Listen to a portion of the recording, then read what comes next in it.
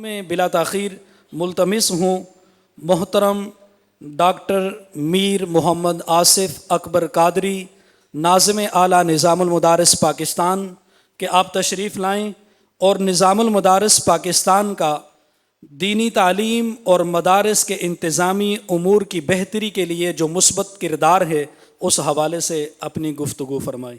نحمدہ ونصلی ونسلم علی رسولہ الکریم، اما بعد، بسم اللہ الرحمن الرحیم۔ میں سب سے پہلے نظام المدارس پاکستان کی ٹیم اور بالخصوص علامہ عین الحق بغدادی صاحب جو ہمارے ناظم امتحانات ہیں انہیں مبارکباد پیش کروں گا۔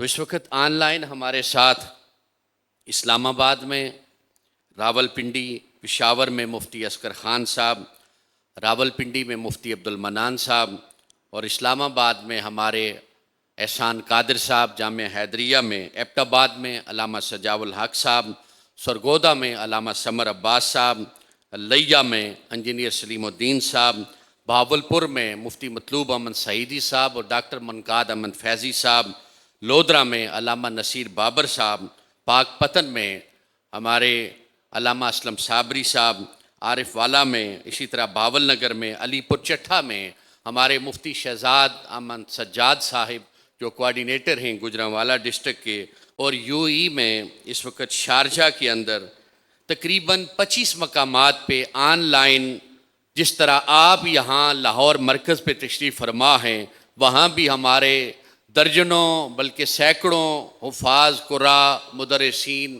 اور مدرسات اس سیشن میں شریک ہیں۔ میں سب کو خوش آمدید بھی کہتا ہوں، ہدیہ تبریک، سلام، عقیدت اور محبت بھی پیش کرتا ہوں۔ تو میں مختصراً نظام المدارس کے حوالے سے اس کا تعارف انتظامی، مالی اور دیگر حوالوں سے جو خدمات ہیں نظام المدارس پاکستان کی، ان پہ ایک خاکہ سا مختصر سا پیش کروں گا۔ نظام المدارس پاکستان کے قیام کی ضرورت کیوں پیش آئی؟ ایک بہت بڑا سوال ہے، آپ مدارس کے ناظمین اور معلمین سے بھی ہوتا ہوگا۔ تو دیکھیے، پاکستان میں روایتی مدارس بھی موجود تھے اور مسالک کی بنیاد پہ چند بورڈ بھی موجود تھے، لیکن ان کے ہاں جو نصاب تعلیم تھا، جو نظام تعلیم تھا، وہ آپ کے سامنے ہے۔ آپ کے سکولوں کے بچوں کا نصاب ہر سال تبدیل ہوتا ہے، جو چیلنجز ہوتے ہیں، جو حالات ہوتے ہیں، اس کے مطابق نصاب کو ترتیب دیا جاتا ہے۔ لیکن آپ کے مدارس دینیہ میں گزشتہ 300 سالوں سے وہی نصاب پڑھایا جا رہا تھا۔ جدید سارے حالات بدل گئے، تقاضے بدل گئے، ضروریات بدل گئیں، لیکن آپ کا نصاب نہیں بدلا تھا۔ جب محسوس کیا کہ کوئی ایسا ادارہ ہو جو اس کی ذمہ داری لے، اس کے پاس باصلاحیت لوگ بھی ہوں، مخلص لوگ بھی ہوں، وقت دینے والے لوگ بھی ہوں، اور وہ ادارہ خرچ کرنے والا ہو، اس کے پاس سرمایہ بھی ہو، یہ سارا کام وہ کر سکتا ہے۔ تو ہم نے یہ بیڑا اٹھایا اور الحمدللہ نظام المدارس پاکستان کا جو بنیادی مقصد تھا وہ یہ تھا کہ مدارس دینیہ کے طلبہ کو قومی دائرے میں لایا جائے، قوم کی تعمیر، قوم کی ترقی، قوم کے عروج اور قوم کی بہتری میں مدارس دینیہ کے طلبہ ہر شعبے میں اپنا اہم اور کلیدی کردار ادا کر سکیں۔ وہ تبھی ممکن تھا کہ جب ہم مدارس دینیہ کے طلبہ کو ہر شعبے سے متعلقہ جدید نصاب فراہم کرتے۔ یہ سب سے بڑا چیلنج تھا۔ الحمدللہ شیخ الاسلام ڈاکٹر طاہر القادری مدد اللہ العالی کی سربراہی میں ایک کمیٹی تشکیل دی گئی۔ آپ نے خود اس کی رہنمائی اور نگرانی فرماتے ہوئے مختصر سے وقت کے اندر ہم نے 250-300 سالہ نصاب کو تبدیل کر کے جدید نصاب تعلیم فراہم کیا۔ اور نظام المدارس پاکستان نے اس نصاب کے اندر جو سب سے بڑی بات ہے وہ یہ ہے کہ ہم نے سیرت کو نصاب کا حصہ بنایا۔ ظاہر ہے ہم مسلمان ہیں اور دین کے طالب علم ہیں، ہم نے عالم بننا ہے، تو ہمارے لیے رول ماڈل حضور تاجدار کائنات صلی اللہ علیہ وسلم کی ذات گرامی۔ پہلے حضور کی سیرت پڑھائی نہیں جاتی تھی۔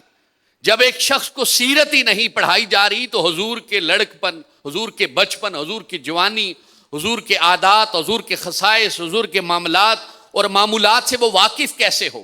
یہ وہ سب سے بڑی کمی تھی جو مدارس دینیہ کے نصاب کے اندر تھی، اور اس کو دور کرنے والا نظام المدارس پاکستان۔ اور پھر اس کے ساتھ ہم نے تصوف کو نصاب کا حصہ بنایا تاکہ مدارس دینیہ کے طلبہ کی زندگیوں میں اعتدال پیدا ہو، برداشت پیدا ہو، رواداری ان کے اندر آئے، ہمانگی ان کے اندر آئے. اور وہ تبھی ممکن تھی کہ جب وہ تصوف کی تعلیمات بطور نصاب پڑھتے. ہم صوفیاء کو ماننے والے ہیں، اولیاء کو ماننے والے ہیں، لیکن ہم اولیاء اور صوفیاء کی تعلیمات کے منکر تھے، ان کو پڑھتے نہیں تھے. نہ ہماری زندگیوں میں اس کا اثر نظر آتا تھا. پھر اس کے ساتھ ہم نے عقائد کو نصاب کا حصہ بنایا. پہلے عقائد جب نہیں پڑھے جاتے تھے، پڑھائے جاتے تھے، تو پھر لوگ مناظرین کو سنتے تھے. تو ہم نے عقائد کو جب نصاب کا حصہ بنایا تو اس نے جب سبقاً نصاباً عقائد کو پڑھا تو عقائد میں بھی ہمارے طلبہ کی اب الحمدللہ پختگی ہو رہی ہے. اس کے ساتھ ہم نے ادب الاختلاف، ہمارے یہاں ایک بہت بڑا رواج ہے، ذرا سا کسی سے اختلاف ہوتا ہے تو فوراً کفر کے فتوے داغ دیے جاتے ہیں، ذرا بھر برداشت نہیں ہے ہمارے اندر. تو ادب الاختلاف جیسے موضوع کو ہم نے نظام المدارس کے نصاب میں متعارف کروایا. اس کے علاوہ ادب اسلامی جو ہے، ہمارا عربی ادب جو ہے، آپ کو پتہ ہے کہ ادب عربی کے نام پہ کتنی بڑی بے ادبی پڑھائی جاتی تھی. دیوان متنبی اور حماسہ پڑھایا جاتی، اور کوئی ادب عربی پہ مبنی کتاب نہیں تھی. پوری اسلامی تاریخ میں اور کتابیں ختم ہو گئی تھیں کہ جو ایک باپ اپنے بیٹے کے سامنے نہیں پڑھ سکتا. کیا باپ اپنی بیٹیوں کے سامنے بٹھا کے وہ کتاب پڑھا سکتا ہے؟ اس کا نام ادب عربی رکھا گیا. ہم نے الحمدللہ اسلام کا جو حقیقی ادب تھا، جو قصائد حسان بن ثابت کے، صحابہ کرام کے، اہل بیت اطہار کے، ان کو نصاب کا حصہ بنایا، جن میں عشق رسول تھا، جن میں محبت رسول تھی، جن میں حقیقی ادب ہے. تو الحمدللہ یہ سارے کام کیے. اس کے ساتھ ٹیچر ٹریننگ، یہ ہمارا دوسرا سیشن ہے. نظام المدارس پاکستان میں سب سے بڑی بات یہ ہے کہ پہلے مدارس کی جو رجسٹریشن تھی وہ ذیلی حکومتوں میں ہوتی تھی، بڑی خواری ہوتی تھی. ہم نے سب سے پہلے ریاست پاکستان سے یہ کہا کہ باعزت اور آسان شرائط کے اوپر مدارس کی رجسٹریشن ہونی چاہیے. نمبر 2، مدارس اس ملک کا سب سے بڑا قومی ادارہ ہے جس میں کروڑوں بچے فری تعلیم حاصل کر رہے ہیں اور گورنمنٹ 1 روپے کا بجٹ نہیں دیتی.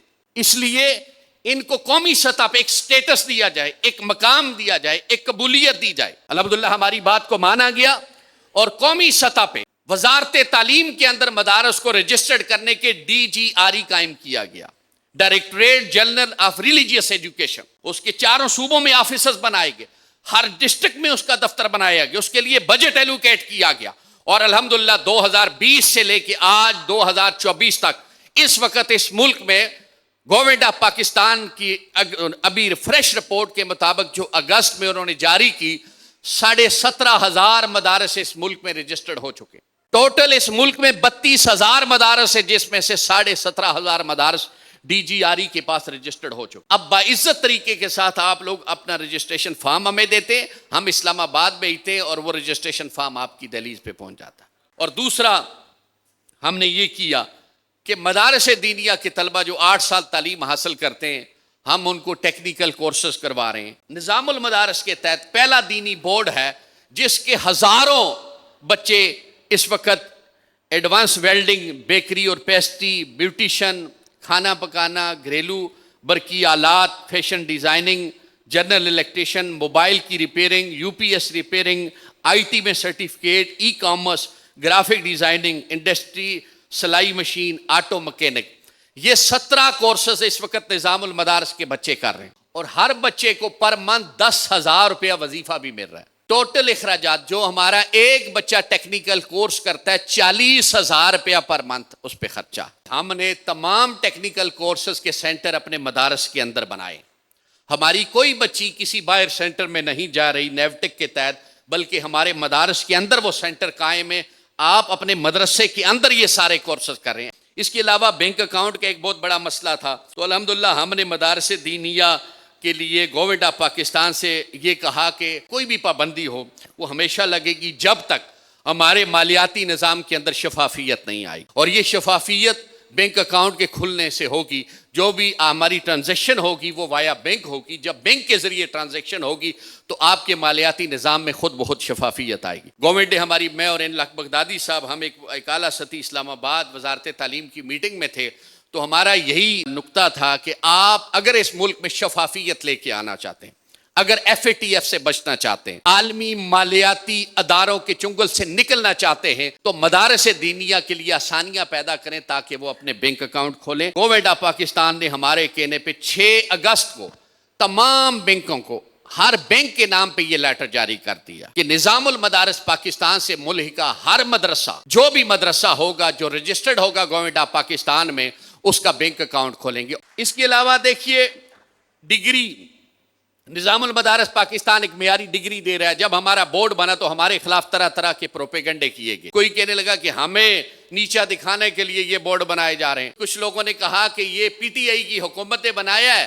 جب ان کی حکومت ختم ہو جائے گی تو نظام المدارس بھی ختم ہو جائے گا۔ اب PTI کی حکومت بھی چلی گئی، اس کے بعد PDM کی حکومت آ گئی، وہ بھی چلی گئی، اس کے بعد اب ایک اور حکومت تیسری آئی ہوئی ہے۔ اب یہ جو تیسری حکومت آئی ہوئی ہے، اس حکومت نے 11 جولائی 2024 کو ایک لیٹر جاری کیا۔ 11 جولائی 2024 کو ہمارے پیج نظام المدارس پاکستان کے اوپر آپ جا کے دیکھ سکتے ہیں، ہماری ویب سائٹ پہ بھی اپلوڈ ہے، جا کے دیکھ سکتے ہیں۔ گورنمنٹ آف پاکستان کے تمام ویب سائٹ کے اوپر اس لیٹر کو دیکھ سکتے ہیں۔ اس میں کیا لکھا ہوا ہے، بڑی امپورٹنٹ بات ہے، وہ یہ لکھا ہوا ہے کہ اس وقت ملک میں جن بورڈز کی ڈگری قابل قبول ہوگی ان میں سر فہرست نظام المدارس پاکستان۔ وہ لوگ کہ جو ہمارے خلاف پروپیگنڈا کرتے تھے، اس قوم کو بے وقوف بنایا ہوا تھا، ان کا نام اس نوٹیفیکیشن میں نہیں ہے، اس میں صرف نظام المدارس پاکستان کا ہے۔ یہ لیٹر ابھی گورنمنٹ آف پاکستان نے آفیشلی تمام ڈپارٹمنٹس کی ویب سائٹ کے اوپر موجود ہے۔ دیکھیں ہر طرح کے پروپیگنڈے جو بھی ہوتا رہا، لیکن اللہ کا شکر ہے نظام المدارس کام کرتا رہا۔ جیسے ابھی قاری صاحب نے آپ کو بتایا کہ ایک وقت ایسا تھا کہ جب ہم نے امتحان لیا تو 250 بچوں میں سے ٹوٹل 20 بچے پاس ہوئے۔ کتنے بچے؟ 20 بچے پاس ہوئے 2022 میں، اور آج وہی کہہ رہے ہیں کہ اس دفعہ ابھی میں نے 2024 کا یہ جو ابھی اگست کا ایگزام وہ میں نے لیا، تو کہتے ہیں کہ 100 کچھ میں سے 140 میں سے 120 بچے پاس ہوئے، اور کہتے ہیں کہ آج وہ بچہ قرآن کی آیت، قرآن کی سورت کا نام بھی بتاتا ہے، اس سے پہلی سورت کا بھی نام بتاتا ہے، اگلی آنے والی سورت کا بھی نام بتاتا ہے۔ ہم نے کمپرومائز نہیں کیا، جو معیار دیا معیار کے اوپر قائم رہے۔ ایک نصاب کی بات میں کر رہا تھا، تو آپ یاد رکھیں جب ہم نے نصاب دیا تو کچھ ناظمین مدارس نے ہمیں کہا دیکھیں بچیوں کے لیے بھی آپ نے وہ نصاب کر دیا، بچوں کے لیے بھی وہ کر دیا، دوسرے بورڈ تو جو طالبات ہیں ان کے لیے 4 سال کا نصاب دیتے ہیں اور آپ نے 8 سال کا دے دیا۔ پھر اگر 8 سال کا بھی دینا ہے تو بچیوں کا نصاب ہاف کر دیں، آدھا کر دیں، باقی دینی بورڈ نے آدھا کیا ہوا ہے۔ ہم نے انہیں کہا یار خدا کے بندو، بچیاں ہوں یا بچے ہوں، دونوں نے ایک ہی موڈ آف ایجوکیشن لینا، دونوں نے ایک ہی HEC کا ڈگری پروگرام اور ایجوکیشنل سسٹم لینا ہے، پھر ہم کیسے سلیبس کو کم کریں؟ آپ یقین کریں کہ جب ہمارا رزلٹ آیا 2021 کا سب سے پہلا، تو ہمارے پاس جو سب سے زیادہ پوزیشن تھی 80% وہ طالبات کی تھی۔ کہہ رہے تھے طالبات کے لیے سلیبس کم کریں، سب سے زیادہ پوزیشن ہولڈر جو ہمارے بورڈ میں تھی وہ کون تھی؟ طالبات تھی۔ اور اسی طرح 2023 کا جو نتیجہ ہے وہ بھی دیکھ لیں، ویب سائٹ کے اوپر ہمارے پیجز کے اوپر موجود ہے۔ سب سے زیادہ پوزیشن ہمارے پاس کس کی ہے؟ طالبات کی ہے۔ ہم طلبہ اور طالبات کو ایک جیسا نصاب پڑھا رہے ہیں۔ اب ایک ہمارے اہل سنت کے بڑے بورڈ نے ایک لیٹر جاری کیا فروری 2024 کو تمام دینی مدارس کو کہ ملک میں یہ چاہ رہے ہیں کہ طلبہ اور طالبات کا نصاب ایک کر دیا جائے۔ ہم ایک قدم پیچھے نہیں ہٹے، جو لوگ غلط کر رہے تھے وہ اب قدم ہمارے ساتھ ملانے کی کوشش کر رہے ہیں۔ اب 2024 میں ہم پیچھے نہیں ہٹے، ہم 4 سال اسی نہج پہ چلتے رہے۔ پھر آپ نے ایک اور لیٹر دیکھا ہوگا دوسرے بورڈز کا، انہوں نے ایک لیٹر جاری کیا، وہ 6 پیپر لیتے تھے، 6 مضامین پڑھاتے تھے۔ آپ کے بچے 11 مضامین پڑھتے، ہمارے ہاں عامہ سے لے کے عالمیہ تک کتنے پیپر ہیں آپ کے؟ 8 پیپر ہیں، باقی بورڈ کے کتنے؟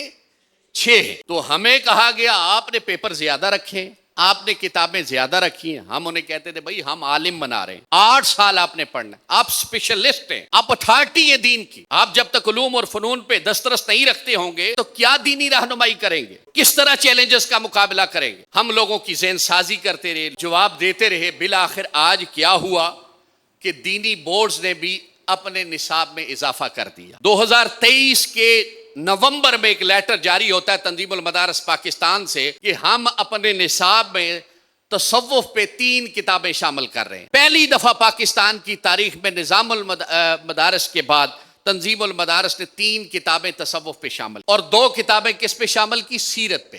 کتنی کتابیں ہو گئی؟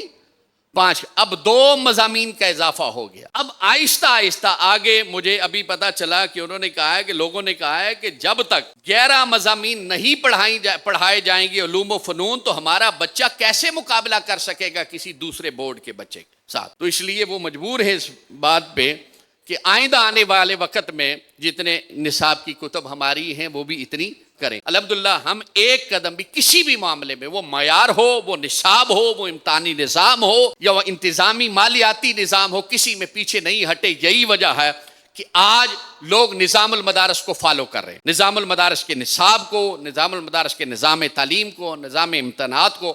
اور آخری بات دیکھیے، دشمن کبھی بیٹھتا نہیں خاموشی کے ساتھ، لیکن ہم اپنے معیار پہ کوئی سمجھوتا کرنے والے نہیں ہیں۔